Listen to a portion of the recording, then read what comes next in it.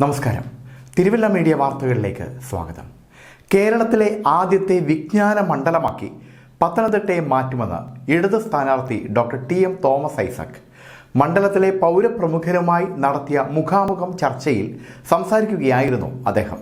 കേരളത്തിലെ ആദ്യത്തെ വിജ്ഞാന മണ്ഡലമായി പത്തനംതിട്ടയെ മാറ്റുകയാണ് ലക്ഷ്യമെന്ന് LDF സ്ഥാനാർത്ഥി ഡോക്ടർ തോമസ് ഐസക് പറഞ്ഞു. നഗരത്തിൽ പൗരപ്രമുഖരുമായി നടത്തിയ മുഖാമുഖം പരിപാടിയിൽ സംസാരിക്കുകയായിരുന്നു അദ്ദേഹം. വിദേശത്ത് പഠിക്കുന്നവരുടെ സേവനം കൂടി ഇവിടെ വിദ്യാഭ്യാസ മേഖലയിൽ ലഭ്യമാക്കണം.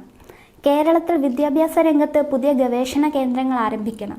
കേരളത്തിൽ പഠിച്ചാൽ ലോകത്തിലെ തന്നെ വിദഗ്ധന്മാരുടെ പിന്തുണ കിട്ടും എന്ന് കണ്ടാൽ കുട്ടികൾ ഇവിടെ തന്നെ പഠിക്കും.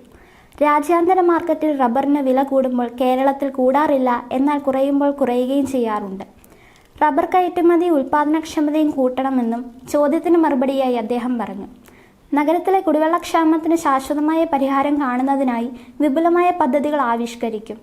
മണിയാർ ഡാമിൽ നിന്ന് വെള്ളമെത്തിച്ച് ശുദ്ധജലക്ഷാമം പരിഹരിക്കാൻ തയ്യാറാക്കിയ പദ്ധതി പൂർത്തിയാക്കും. News desk, Thiruvalla media.